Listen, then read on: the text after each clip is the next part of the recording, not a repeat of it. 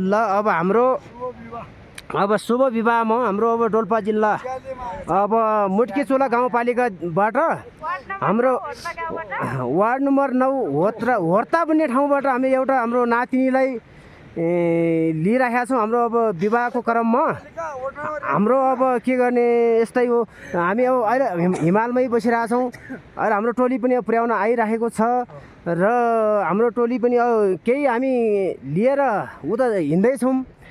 केही टोली हाम्रो तलतिर फिर्ता पनि भइरहेछ।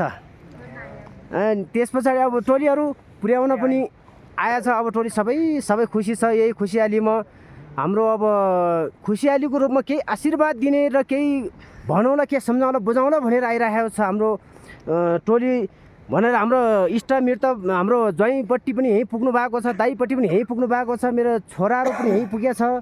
सबै हामी हाम्रो नयाँ एउटा नातिनी मेरो नातिनी बुहारी छ, उसलाई हामी यस्तो यो डोल्पा जिल्लाबाट हामी यार्सगममा खोज्न आएको समयमा यहाँबाट हामी लिन लागिरहेका छौँ। सागर भन्ने ठाउँदेखि अब के गर्ने यस्तै हो। यहाँबाट हामी लिएर हामी घर जाँदैछौँ। अब हामी यति नै जानुपर्ने हाम्रो स्थान बारीकोट गाउँपालिका शिर्पाचौर भन्ने ठाउँमा वडा नम्बर हाम्रो 1 नै पर्छ। पालिका वडा नम्बर 1 नै पर्छ हाम्रो। ल अब हामी यसैमा हामी यो भिडियोलाई पनि हामी अन्त्य गरेर एउटा सानो भिडियो बनाउने प्रक्रियामा बसिरहेका छौँ।